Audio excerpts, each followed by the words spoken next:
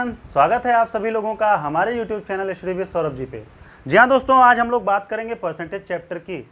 जैसा कि percentage chapter में हम लोगों ने पिछली क्लास में काफ़ी कुछ सीखा था, जिसमें हम लोगों ने बेसिक कॉन्सेप्ट ऑफ परसेंटेज को देखा। फिर उसके बाद हम लोगों ने कुछ परसेंटेज को कैसे निकालते हैं उसको सीखा। फिर उसके बाद हम लोगों ने मॉडरेट क्वेश्चंस को भी देखा। आज उसी क्रम में हम लोग बात करेंगे कुछ हाई लेवल क्वेश्चंस की और देखेंगे कैसे हम परसेंटेज को इतनी आसानी से सॉल्व कर सकते हैं। आज का सेशन हम लोग स्टार्ट करते हैं और देखते हैं सबसे पहला क्वेश्चन हमारा क्या है। इससे पहले अगर आपने अभी तक हमारे चैनल को सब्सक्राइब नहीं किया है तो सबसे पहले हमारे चैनल को सब्सक्राइब करें और बेल आइकन को प्रेस कर दें, जिससे जितनी भी वीडियोस हम लोग डालते हैं वो आप तक सबसे पहले पहुंचे। तो शुरू करते हैं। पहला क्वेश्चन है हमारा, ए की सैलरी बी से 40% अधिक है और बी की सैलरी सी से 20% कम है। तो कह रहा है कि ए की सैलरी सी से कितने प्रतिशत अधिक है। तो देखिए, इस टाइप के क्वेश्चंस को सॉल्व करने का तरीका मैंने आपको पहले ही बताया है कि जितनी चीज़ों के बारे में बात कर रहा हो उनको आप एक तरीके से लिखते चले जाइए। देखिए, बात कर रहा है ए की, बी की और सी की, इन तीन लोगों की बात कर रहा है। और बात किस चीज़ की कर रहा है? कह रहा है कि सैलरी एक दूसरे पे कंपैरिजन हो रही है। कह रहा है कि ए की सैलरी बी से 40% अधिक है और बी की सैलरी सी से 20% कम है। तो देखिए, यहाँ पे हमारे पास जो रिलेशन दिया गया है वो ए की बी से दी गई है, बी की सी से दी गई है, बट सी के बारे में हमारे पास कोई इंफॉर्मेशन नहीं है। जब सी के बारे में कोई इंफॉर्मेशन हमको नहीं पता है तो सी को हम लोग क्या मान लेंगे? 100 मान लेंगे। जब सी को हमने 100 मान लिया तो यहां से हम लोगों को देखिए दूसरा रिलेशन कह रहा है कि बी की सैलरी सी से 20% कम है। तो मैंने एक बात आपको पिछली वीडियोस में बताते चले आ रहा हूं कि कोई भी चीज अगर 100 से हमें घटाना या बढ़ाना हो, चाहे वो प्रतिशत में बढ़ाना या घटाना हो या फिर चाहे नंबर्स में ही बढ़ाना या घटाना हो, तो हम सीधे सीधे बढ़ा या घटा सकते हैं। उसका मैंने कारण भी आपको बताया है कि कैसे। तो अगर नहीं समझ में आ रहा है तो पिछली वीडियो जरूर देख लेना। तो देखिए, कह रहा है बी की सैलरी सी से 20% कम है, तो इसका मतलब बी की सैलरी कितनी होगी? सी से 20% कम होगी। अब जब बी की सैलरी सी से 20% कम होगी अर्थात कितनी कम होगी? 20 कम होगी। तो 20 जब कम होगी तो बी की सैलरी 100 से -20 करेंगे तो कितना आ जाएगा? 80 आ जाएगा। अच्छा, दो बातें निकल के आ गई हमारे पास, बी और सी।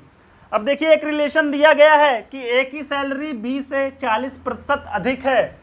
तो ए की सैलरी अगर बी से 40% अधिक है तो देखिए यहां पे तो हम डायरेक्टली कर नहीं सकते कि 80 में 40 जोड़ दें, मेरा कितना आ जाए? 120।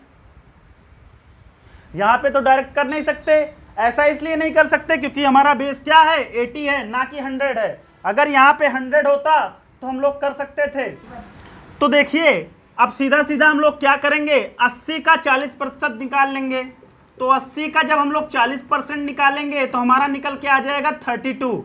अब देखिए, कह रहा है कि ये जो 32 निकल के आ रहा है ये क्या है? 80 का 40% है। तो 80 का 40% अगर 32 आ गया तो कह रहा है 32 अधिक है किससे? बी से। किसकी सैलरी? ए की सैलरी।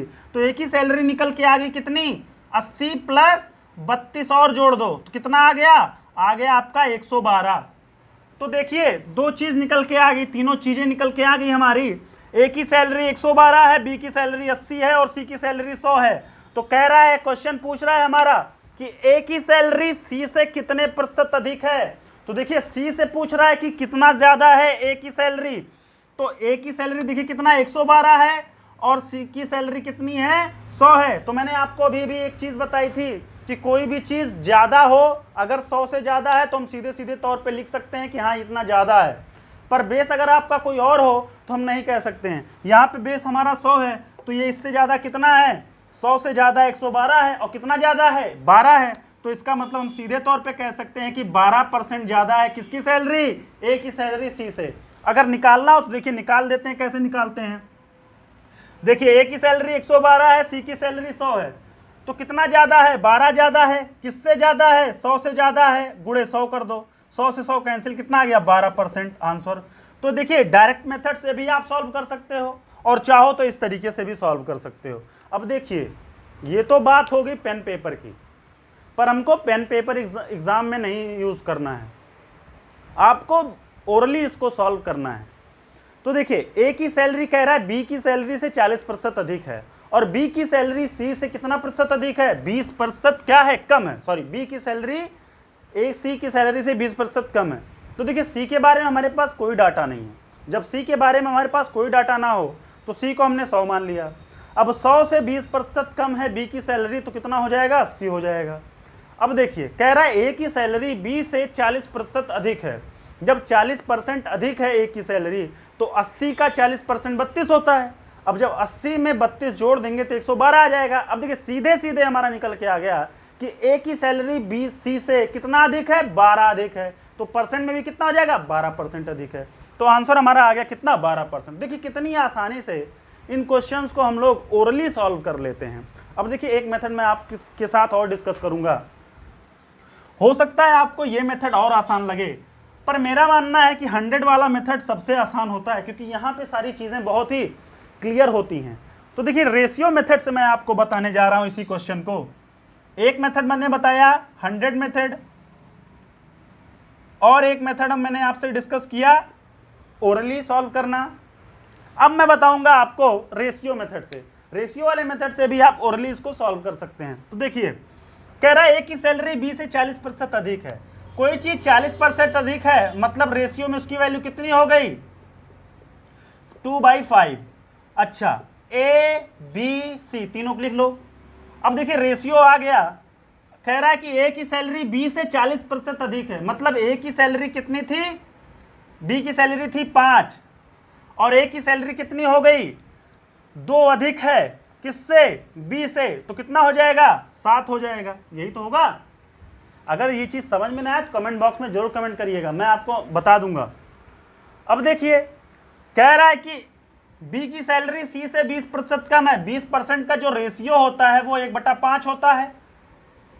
आप टेबल देख लीजिएगा, मैंने टेबल आपको सिखाई है कि किस तरीके से रेशियो का टेबल क्या होता है, परसेंटेज का टेबल क्या होता है। तो देखिए यहां से पता चला कि बी की सैलरी सी से कितना कम है, 20% कम है। तो सी की सैलरी अगर 5 है तो उससे एक कम कितना हो जाएगा, 4। तो जब एक कम 4 होगा तो कितना आएगा भाई साहब, हमारा आ जाएगा 4 और हमारा बी आ जाएगा 5। सी की सैलरी से 20% कम है ना, तो सी की सैलरी 5 है और एक कम कितना हो जाएगा, 4, और ये किसकी सैलरी आ जाएगी, बी की सैलरी आ जाएगी। अब क्या करिए, ये जो रेशियो है इसको कन्वर्ट कर लीजिए। तो देखिए इसको सॉल्व करने का तरीका मैंने आपको बताया है कैसे सॉल्व करते हैं। बस अगर बी की सैलरी समान हो जाए, बी को अगर हम सेम कर दें तो हमारा सारा रेशियो आ जाएगा। तो देखिए इसको 4 से इंटू कर दो, इसको 5 से इंटू कर दो। तो 4 से इसको इंटू करोगे और इसको अगर 5 से इंटू करोगे तो क्या आएगा, देखिए 7 4 जा 28 और 4 पंचे 20 और 5 चौक 20, तो 20 यहाँ लिख उठा, 50 25। तो रेशियो हमारा ये आ गया निकल के 28 20 25। ए का रेशियो 28 है, बी का रेशियो 20 है, सी का रेशियो 25 है। अच्छा ये है क्या, ये है इनकी सैलरी, बट किस में है, ये है रेशियो में इनकी सैलरी है। अब देखिए क्या हमें निकालना है, हमें बताना है कि ए की सैलरी सी से कितने प्रतिशत अधिक है। तो ए की सैलरी 28 है, सी की सैलरी 25 है, तो कितना ज्यादा है, 3 ज्यादा है। किससे ज्यादा है, 25 से ज्यादा है। गुणा क्या कर दो, 100 कर दो। देखिए 25 चौके 100 आ गया और 4 3 12। तो देखिए आसानी से हम लोगों ने 12% यहां से भी निकाल दिया।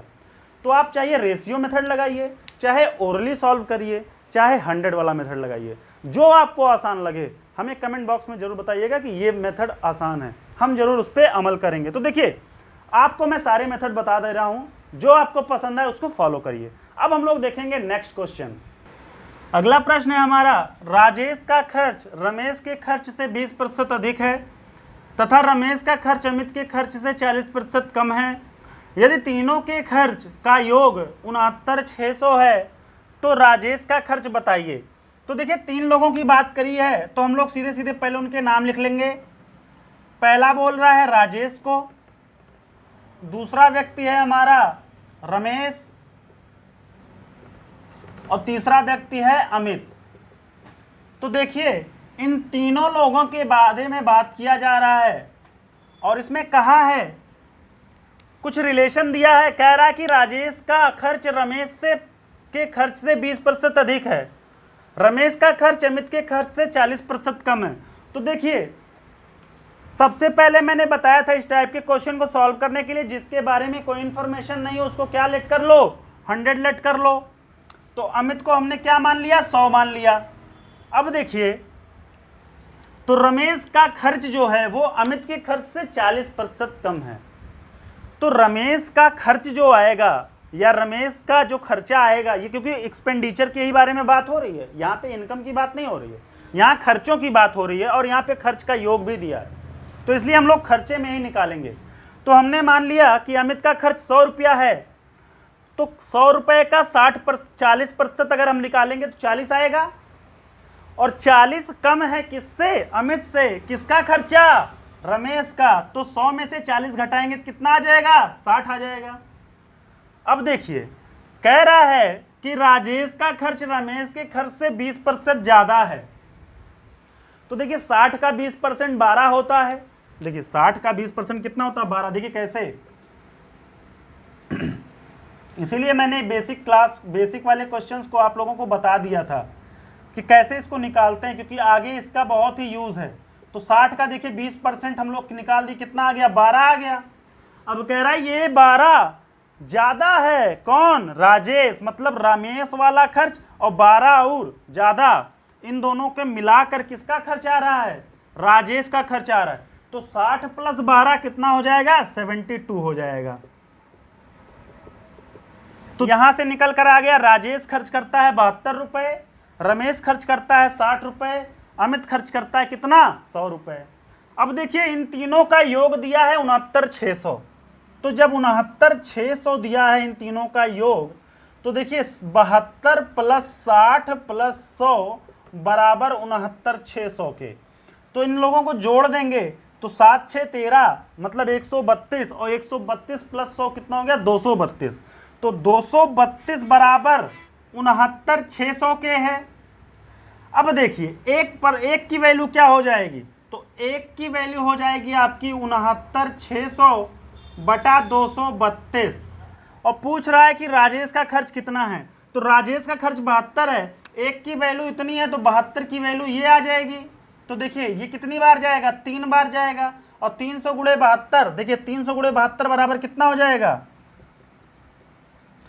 3 दूना 6 7 त्रिक 21, तो 21,600 हमारा निकल के आ गया किसका खर्च, राजेश का खर्च। तो हमारा निकल के आ गया राजेश का खर्च कितना है, 21,600। तो देखिए बहुत ही आसान है 100 वाला मेथड, और इस मेथड से हम लोग बहुत आसानी से क्वेश्चंस को सॉल्व कर सकते हैं। अब हम लोग देखेंगे एक नेक्स्ट मेथड जो कि मैंने आपको बताया है, रेशियो मेथड। तो क्वेश्चन को सॉल्व करने की कोशिश करेंगे। तो देखिए सबसे पहले इनके हम लोग नाम लिख लेंगे, राजेश, रमेश और अमित, ये 3 लोग हैं। इनका रेशियो फाइंड कर लेते हैं। कह रहा है राजेश रमेश से 20% अधिक है। 20% का रेशियो कितना होता है, 1/5। मतलब रमेश अगर 5 है तो एक अधिक है उससे, कौन, राजेश, तो मतलब ये 6 हो जाएगा। अब कह रहा है कि 40% कम है। 40% कम है किससे, अमित से, कौन, रमेश। तो जब कोई चीज 40% कम हो जाएगी तो 40% का रेशियो होता है कितना, 20 दूना 40, 20 पंचे 100, मतलब 2/5। तो रेशियो आ गया 40% बराबर 2/5। तो 5 अमित है, 2 कम, 3 कौन है, 3 आपका कौन है, रमेश है, क्योंकि कह रहा है कि रमेश अमित से 3 कम है। अब देखिए अगर हम रमेश को बराबर कर दें तो सारी रेशियोज बराबर हो जाएंगे, तो हम आसानी से रेशियो को निकाल सकते हैं। तो देखिए इसको 3 से मल्टीप्लाई कर दीजिए, इसको 5 से मल्टीप्लाई कर दीजिए, तो आ जाएगा 18 15, और ये 5 या 15 5 25, 25 आ गया। अब देखिए ये रेशियो आ गया क्या, खर्चों का। अब दिया है योग खर्चों का 69,600, तो इनको ऐड कर लीजिए, 25 15 40, और 40 18 कितना हो गया, 58। तो 69,600 बटे 58 गुणे, चाहिए किसका खर्च, हमको चाहिए राजेश का। तो राजेश कितना है, 18 है, तो देखिए इसको सॉल्व करेंगे तो कितनी बार जाएगा, देखिए 58 एकम 58, 96 बचा। थोड़ा सा सिंप्लीफाई कर लेते हैं इसको, तो देखिए 2 2 जा 4, 2 9 जा 18, 2 3 जा 6, 2 4 जा 8, 2 8 जा 16 और 00। देखिए 34 800 यहाँ आ गया, 2 से काटने के बाद इधर 29 आ गया और इधर 18 आ गया। अब इसको और सॉल्व करते हैं, देखिए 29 एकम 29, 58 बचा, 29 दूना 58, तो 1200 आ गया। अब 1200 गुणे 18 कितना होता है, देखिए 18 दूने 36, 3 18 एकम 18, 3 21, तो देखिए 21,600 आपका आंसर निकल के आ गया कि राजेश का खर्च कितना है, 21,600। तो चाहे जो मेथड हो, आप सिंपली अपने रूल को अप्लाई करो, आपका आंसर निकल के चला आएगा। चाहे वह रेशियो मेथड अप्लाई कर लो, चाहे आप 100 वाला मेथड अप्लाई कर लो, चाहे ओरली क्वेश्चन सॉल्व कर लो, आपका क्वेश्चन का आंसर सेम आएगा। तो अब हम लोग देखेंगे अगला क्वेश्चन हमारा क्या कहता है। अगला प्रश्न है हमारा, एक चुनाव में एक प्रत्याशी को 62% वोट मिलता है और वो 144 वोटों से जीत जाता है। जीतने वाले प्रत्याशी को मिले वोटों की संख्या बताइए। तो देखिए बहुत ही आसान क्वेश्चन, इसको हम लोग ओरली भी सॉल्व कर सकते हैं। एक प्रत्याशी 62% वोट पाया है तो दूसरा कितना पाया होगा, 38% वोट, क्योंकि 62 में 38 जोड़ेंगे 100 आएगा। तो देखिए कह रहा है कि जो जीत का डिफरेंस है वो सिर्फ और सिर्फ कितना है, 144 वोट। तो 144 वोट जीत का डिफरेंस है, तो जीतने वाले और हार वाले परसेंट का डिफरेंस जो होगा वो 144 के बराबर ही तो होगा। तो 62 और 38 का डिफरेंस कितना हो जाएगा, 38 4 42 और 20 कितना 62, तो 24 हमारा परसेंट में आ गया डिफरेंस, और नंबर में डिफरेंस हमारा कितना है 144। तो जब इतनी सारी चीजें आ गई तो देखिए 24 बराबर कितने हो गया, 24 बराबर हो जाएगा कितने के, 144 के। क्यों, क्योंकि जो जीतने वाले प्रत्याशी और हारने वाले प्रत्याशी कि परसेंट का डिफरेंस है, वही तो नंबर्स ऑफ वोट्स का भी तो डिफरेंस होगा। तो यहां से हमारा निकल के आ गया कि 24% बराबर 144 के। तो देखिए 24% बराबर 144, तो 1% बराबर आ जाएगा आपके 6 के। तो हमें चाहिए क्या, जीतने वाले प्रत्याशी को कितने वोट मिले। तो 1 बराबर अगर 6 के, तो जीतने वाला प्रत्याशी 62% ही तो पाया है, तो 62% बराबर निकाल लें। तो 1% बराबर अगर 6 के, तो 62% बराबर 62 गुणे 6, तो 62 गुणे 6 मतलब कितना हो जाएगा, देखिए 6 36 360 और 6 दूना 12, तो 372 वोट पाया है कौन, जीतने वाला प्रत्याशी। तो देखिए ओरली क्वेश्चंस को हम सॉल्व कर सकते हैं, कोई दिक्कत नहीं है, बहुत आसान है। बस इसको देखिए कैसे हम लगाते हैं, जो बिगनर्स हैं वो कैसे इस क्वेश्चन को सॉल्व करते हैं। तो देखिए एक जीतने वाला, देखिए 2 कैंडिडेट हैं, फर्स्ट कैंडिडेट सेकंड कैंडिडेट। मान लीजिए फर्स्ट कैंडिडेट जीत गया, उसने 62% वोट पाया था, और सेकंड कैंडिडेट हार गया तो कितना परसेंट, क्योंकि टोटल कितना होता है 100% होता है, तो 100% से 62% माइनस करेंगे तो कितना आ जाएगा 38%। तो देखिए इन दोनों का जीत का डिफरेंस 144 वोटों का है। अगर हम लोग इसके परसेंट का डिफरेंस निकाल लें तो कितना आ जाएगा 24%। तो 24% बराबर कितने के है 144 के। तो हमें चाहिए कितना 1% की वैल्यू, तो कितनी आ गई 6 के, क्योंकि 24% को देखिए यूनिटरी मेथड से सॉल्व करेंगे तो ये इधर इंटू का उधर डिवाइड करेगा, तो 1% बराबर कितना हो जाएगा 144/24, तो 24 छक्का 144, तो 6 आ गया। देखिए इतनी चीज़ें आसान है, बहुत समझ में आ गई होंगी। अब देखिए हमको चाहिए 62% की वैल्यू, क्यों, क्योंकि जीतने वाले प्रत्याशी तो वही है, जीतने वाला प्रत्याशी 62% वोट ही पाया है, तो 62% से जब चाहिए तो 62 से गुणा कर देते हैं, तो 62% बराबर 6 गुणे 62 बराबर 372। तो इस प्रकार देखिए जीतने वाले प्रत्याशी को कितना वोट मिल गया 62% वोट मिल गया। अब देखिए इस क्वेश्चन में कुछ घुमा भी सकता है, अगर वो पूछ ले हारने वाला प्रत्याशी कितना पाया है, तो देखिए हमारा निकल के आया था 1% बराबर 6 के, 1% बराबर 6 वोट के, तो हारने वाला प्रत्याशी 38% ही तो पाया था, तो 38% बराबर कितना हो जाएगा 6 गुणे 38। अब देखिए 6 3 18 180 और 8 6 48, तो 180 प्लस 48 8 4 12 और कितना 1 1 2 228, तो देख लीजिए 372 और 228 जोड़ देंगे तो कितना आ जाएगा 600। तो टोटल वोट्स कितने थे 600 थे, जिसमें से जीतने वाला प्रत्याशी 372 पाया था और हारने वाला प्रत्याशी 288 पाया था, सॉरी 228 पाया था। अगर आपको चेक करना है कि मेरा आंसर सही है कि गलत है, तो देखिए उन दोनों जीतने और हारने वाले का डिफरेंस कितना था 144 वोट का। अगर डिफरेंस 144 आ जाता तो हमारा आंसर सही है। तो देखिए 12 यहाँ 2 है, 2 से यहाँ 12 हो जाएगा, 12 में से 8 गए 4, यहाँ 6 था, 6 में से 2 गए 4, 3 में से 2 गए 1, तो देखिए 144 आ गया। तो इस प्रकार से हम लोग अपने आंसर को चेक भी कर सकते हैं कि हमारा आंसर सही है कि गलत है। तो मैंने बहुत से मेथड बताए। अब देखिए अगर आपको इस क्वेश्चन का रेशियो मेथड भी चाहिए तो कमेंट बॉक्स में जरूर कमेंट करिएगा। चलिए हम लोग अगला क्वेश्चन देखते हैं। अगला प्रश्न है हमारा, चीनी के मूल्यों में 20% की वृद्धि होती है, चीनी की खपत कितने प्रतिशत कम की जाए ताकि उस पर होने वाला खर्चा पहले जितना ही रहे। देखिए खर्चा मतलब क्या, एक्सपेंडिचर।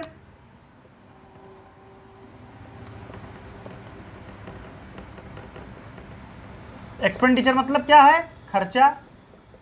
अच्छा कोई चीज खर्चा हो रहा है तो खर्चा कैसे होता है, खर्चा होता है मात्रा गुणे क्या, मूल्य। अगर मूल्य में मात्रा की गुणा कर दें तो हमारा खर्चा पता चल जाता है। जैसे मान लीजिए 2 किलो चीनी हम लोग खर्च करते हैं, तो 2 किलो चीनी कितने रुपए के हिसाब से, मान लीजिए 50 रुपए किलो चीनी है, तो 50 गुणे 2 कितना हो जाएगा, 100 हो जाएगा। तो खर्चा हमारा कितना है, 100 रुपए है। तो 100 रुपए हम लोग क्या कर रहे हैं, खर्च कर रहे हैं। तो देखिए इन सब चीज़ों की हमें ज़रूरत नहीं है। मैं आपको ओरली भी करना सिखाऊंगा और साथ ही साथ बताऊंगा कि 100 वाले मेथड से कैसे करते हैं। तो देखिए चीनी का मूल्य पहले मान लीजिए 100 था, अब 20% बढ़ गया, तो 100 का 20% 20 होता है, तो मूल्य कितना बढ़ जाएगा, 20% मतलब 20 रुपये और बढ़ जाएगा, कितना हो जाएगा 120 रुपये। पहले वो 100 रुपये का लाती थी और 100 रुपये क्या करती थी, खा जाती थी। वो महिला पहले 100 रुपये लाती थी, 100 रुपये का चीनी और 100 रुपये का चीनी खा जाती थी। अब क्या होगा कि अब देखिए 100 रुपये का तो नहीं है, इस समय क्या हो गया, 20% चीनी का दाम बढ़ गया है। जब 20% चीनी का दाम बढ़ गया तो वो अपने खाने में मतलब अपने खपत में कितना कमी करे कि उसका जो खपत है वो क्या हो जाए, बराबर हो। मतलब जितना पहले चलता था उतना अब भी चले। जैसे एक महीना 100 रुपये की चीनी खाती थी, तो अब तो दाम बढ़ गया तो चीनी कुछ ना कुछ कम मिलेगी ना भाई। कोई चीज़ अगर मान लीजिए आपको 100 रुपये में 100 किलो चीनी मिलती थी, 100 रुपये में 100 किलो चीनी मिलती थी, अब क्या हुआ 20% दाम बढ़ गया, तो अब क्या 100 रुपये में 20 किलो चीनी मिलेगी, सॉरी 100 किलो में 100 किलो चीनी मिलेगी, 100 रुपये में नहीं मिलेगी। तो क्या होगा, तो जब 20% दाम बढ़ गया तो कहीं ना कहीं चीनी की मात्रा घट गई। तो अब ऐसा क्या करे वो कि जिससे उसका जो खपत है वह जो है बिल्कुल सेम रहे, मतलब कोई परिवर्तन ना हो, जितना खर्चा पहले था अभी भी उतना ही रहे। तो देखिए अगर उसको इसको अभी भी 100 ही रखना है, मतलब पहले भी 100 खाती थी अब भी 100 ही रहे, तो कितना कम करना है, 20 है तो कम करना है, किससे कम करना है, 120 से, और गुणा कितना 100। तो 1/6 की वैल्यू होती कितने, 16 सही 2/3%। तो हमारा आंसर निकल के आ गया 16 सही 2/3%। तो इस प्रकार हम क्वेश्चंस को देखिए 100 वाले मेथड से कैसे सॉल्व करते हैं। अब देखिए मैं आपको बताऊंगा कि रेशियो मेथड से इसको कैसे सॉल्व करेंगे। तो देखिए चीनी के मूल्यों में 20% की वृद्धि हुई है, 20% की रेशियो वैल्यू होती है 1/5। तो पहले चीनी थी 5 थी, अब क्या हो गई 6 हो गई। पहले चीनी 5 थी अब कितनी हो गई 6। तो ये पुरानी कीमत है, ये पुरानी कीमत है, ओल्ड कीमत है। अब ये न्यू है, पहले 5 का मिलता था अब 6 का मिलने लग गया क्योंकि चीनी बढ़ गई। अब कह रहा है कि ऐसा क्या करो, तो देखिए 5 करती थी तो खर्चा उसका भी 5 था, कह रहा है कि ऐसा क्या करो कि अभी भी खर्चा कितना रह जाए, 5 ही रह जाए। तो देखिए हमें 6 है और इसको क्या करना है 5 करना है, तो कितना कम करना है 1 करना है, कितने से करना है 6 से करना है, गुणे 100 कर दो। तो 1/6 की वैल्यू होती कितनी 16 सही 2/3%। तो देखिए चाहिए आप रेशियो मेथड लगा लीजिए, चाहे आप 100 मेथड लगा लीजिए, आंसर आपका सेम आएगा और एकदम करेक्ट आएगा। इसको मौखिक रूप से भी सॉल्व कर सकते हैं। 20% वृद्धि हुई है मतलब 1/5, पहले 5 था 6 हो गया। अब ऐसा क्या करे कि अभी भी कितना खर्चा रहे उसका 5 रहे, तो 6 से 5 करना है मतलब कितना कम करना है, 1 कम करना है। किससे कम करना है, 6 से कम करना है। तो 1/6, 1/6 की वैल्यू कितनी होती है, 16 सही 2/3%। तो देखिए कितनी ही आसानी से हम लोग क्वेश्चन को सॉल्व करते हैं। अब हम लोग एक अलग क्वेश्चन देखेंगे, तो आइए देखते हैं अगला क्वेश्चन हमारा क्या है। अगला क्वेश्चन है हमारा, नए बजट में मिट्टी के तेल का मूल्य 25% बढ़ गया। कोई व्यक्ति मिट्टी के तेल की खपत में कितने प्रतिशत की कमी करे कि उसका इस मद में व्यय ना बढ़े।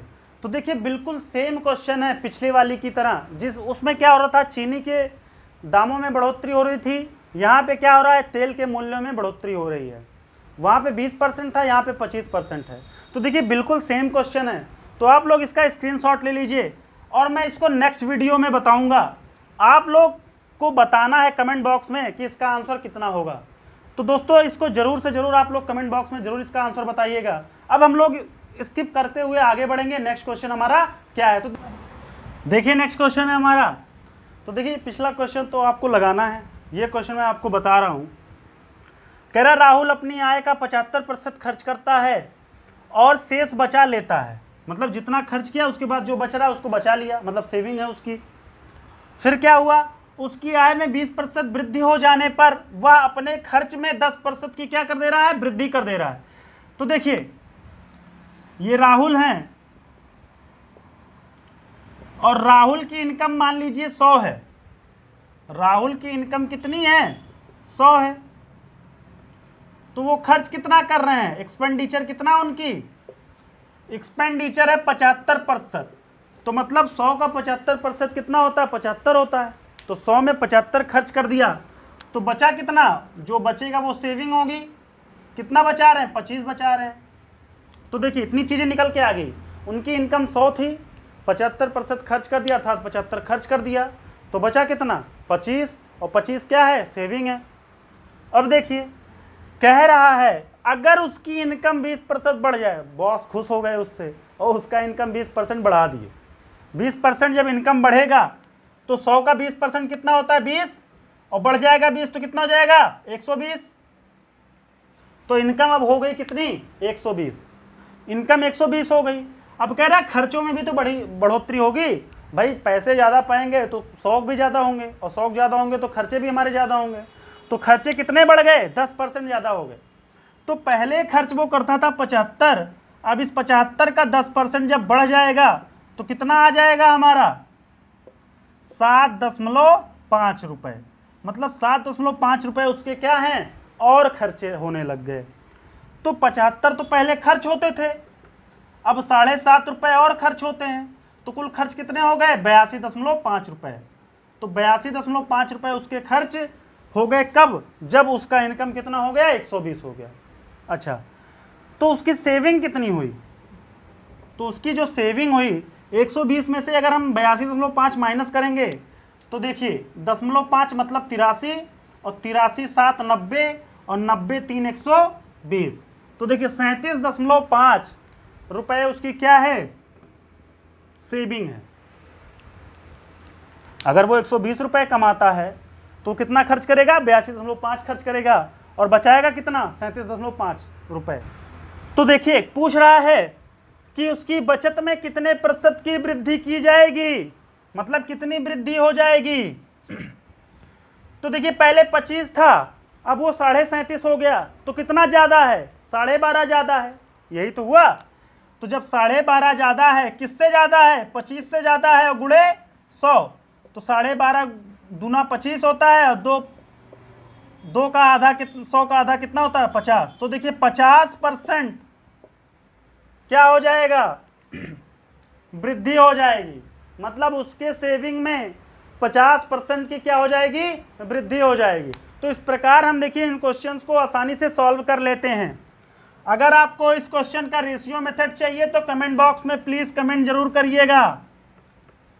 इसको मैंने देखिए ओरली भी करना आपको मैं सिखा सकता हूं। अगर आपको इस क्वेश्चन को ओरली करने में परेशानी आए तो कमेंट बॉक्स में जरूर कमेंट करिएगा। अब हम लोग नेक्स्ट क्वेश्चन की ओर चलेंगे। बहुत ही इंटरेस्टिंग क्वेश्चन है ये। खाद्य तेल के मूल्य में 25% की वृद्धि होती है। अपने बजट को बनाए रखने के लिए सुषमा इस तेल के उपभोग में 20% की कमी करती है। खाद्य तेल के कारण व्यय में कितने प्रतिशत की वृद्धि होगी? बहुत ही इंटरेस्टिंग क्वेश्चन है। तो देखिए, अगर खाद्य तेल की कीमत पहले 100 रुपए थी और 25% जब बढ़ जाएगा तो 100 का 25% 25 होता है, और 25 बढ़ेगा तो कितना हो जाएगा? 125। अब उसकी कीमत हो गई 125 रुपए। तो पहले सुषमा क्या करती थी? 100 रुपए पाती थी, 100 रुपए का। तो मान लीजिए पहले वो 100 रुपए का तेल लाती थी और 100 रुपए का तेल यूज कर लेती थी खाना वाना बनाने में। अब क्या हुआ कि अब कह रही है कि तेल का कीमत बढ़ गया। कितना बढ़ गया? 25%। जब 25% बढ़ गया तो वो क्या करेगी? अब तेल सब्जियों में डालना कम करेगी। तो मतलब अपने व्यय में कितना कमी कर रही है? कितना कमी कर रही है? 20%। तो पहले वो व्यय 100 का करती थी, अब जब 20% कम करेगी तो कितना कम करेगी? 80 कम हो जाएगा, मतलब वो 80 करने शुरू कर देगी। तो देखिएगा, इसका जो रेट है वो 125 रुपए हो गया है और उसका व्यय 80 हो गया है। तो अब कितना वृद्धि हुआ, यही हमें देखना है।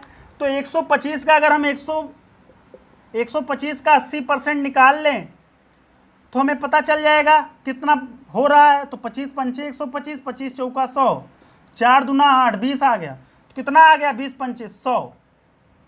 तो कहीं ना कहीं जो उसका व्यय है वो कितना हो गया? 100 निकल कर आ गया। मतलब पहले भी 100 था, अब भी कितना व्यय है? 100 है। तो इसका मतलब कोई परिवर्तन नहीं हुआ है। मतलब कि उस जो व्यय है कमी कर देने से खाद्य तेल के कारण व्यय में कितने प्रतिशत की वृद्धि? तो कितने प्रतिशत की वृद्धि हुई है? 0% की वृद्धि हुई है। क्यों? क्योंकि पहले भी वो 100 ही खाती थी। 100 रुपए का तेल 100 ग्राम या 100 किलो, चाहे जो मान लीजिए 100 किलो या 100 ग्राम तेल 100 रुपए में जितना मिलता हो उतना ही खाती थी। अब भी कितना खा रही है? इतना ही खा रही है। तो इस वजह से कोई परिवर्तन नहीं होगा। तो देखिए, अब इस क्वेश्चन को थोड़ा बेसिक मेथड से भी हम लोग सॉल्व करेंगे। मान लीजिए कि किसी को 100 वाला मेथड ना समझ में आया हो तो बेसिक मेथड से सॉल्व करते हैं। मैंने अभी भी आपको बताया था कि खर्चा बराबर होता है मूल्य गुणे मात्रा। सबसे पहले मान लेंगे कि उस तेल की कीमत कितनी थी? 100 रुपए पर लीटर। तो तेल की कीमत थी 100 रुपए पर लीटर, मतलब 1 लीटर तेल 100 रुपए का। अभी क्या हुआ? दाम में बढ़ोतरी आ गई। कितने परसेंट की वृद्धि हुई है? 25% की वृद्धि हुई है। तो अब मिलेगा 125 रुपए पर लीटर, मतलब अब मिलेगा 125 रुपए में 1 लीटर तेल। तो देखिएगा, कह रहा है कि अगर वो अपने उपभोग में 20% की कमी कर दे, तो पहले वो 100 रुपए में 1 लीटर खाती थी, तो 1 लीटर तेल का अगर 20% की कमी हो जाए तो कितना आएगा? 0.2 लीटर की कमी कर रही है। तो मतलब कितना हो जाएगा? 1 माइनस 0.2 कितना आ जाएगा? 0.8 लीटर। तो मतलब पहले वो 1 लीटर खाती थी, अब कितना खा रही है? 0.8 लीटर खा रही है, दाम बढ़ने की वजह से। तो कहा जा रहा है कि खाद्य तेल के कारण व्यय में कितने प्रतिशत की वृद्धि हो गई। तो जब बढ़ोतरी हुई है तो कितने प्रतिशत की व्यय में बढ़ोतरी हुई है, ये हमें देखना है। तो जरा देखते हैं, अभी वो कितना पा रही हैं? अब पा रहे हैं 125 रुपए में 0.8 लीटर वो खर्च कर रहे हैं। तो मैंने आपको बताया था कि खर्चा जो होता है वो बराबर होता है मूल्य गुणे मात्रा के। मूल्य है 125 और मात्रा वो खर्च कर रहे हैं 0.8। 100 प्लस 25 ऐसे और 0.8। तो जरा देखिएगा, 0.8 गुणे 100 मतलब 80 और 25 8 200 और 200 में 0.1 लगेगा, 0.1 स्थान बाद लगेगा, तो कितना आ जाएगा? 20 हो जाएगा। तो कितना आ जाएगा? 100। तो इसका मतलब उसका जो व्यय है, जो खर्चा है, अभी भी कितने का है? 100 रुपए का ही है। मतलब पहले भी वो 100 रुपये पर लीटर खर्च करती थी, खर्चा था उसका 100 रुपये का, और अब भी कितना है, 100 रुपये का ही खर्चा है। बस फर्क इतना है कि पहले वो 100 रुपये में 1 लीटर लेती थी, अब वो क्या कर रही है, 125 रुपये में 0.8 लीटर ले रही है। लेकिन उनका खर्चा क्या है, जो व्यय है वो क्या है, सेम है। पहले भी 100 था, अब भी 100 रुपये है। तो इस प्रकार हमारा निकल के आ गया कि जो वृद्धि हो रही है वो कितना हो रही है, 0%। तो इसका, इस क्वेश्चन का आंसर कितना हो जाएगा, 0%। आज के लिए बस इतना ही। अगर आपको यह वीडियो पसंद आ रही है तो प्लीज़ हमारे वीडियो को लाइक करें, ज़्यादा से ज़्यादा लोगों में शेयर करें। आज के लिए बस इतना ही, धन्यवाद।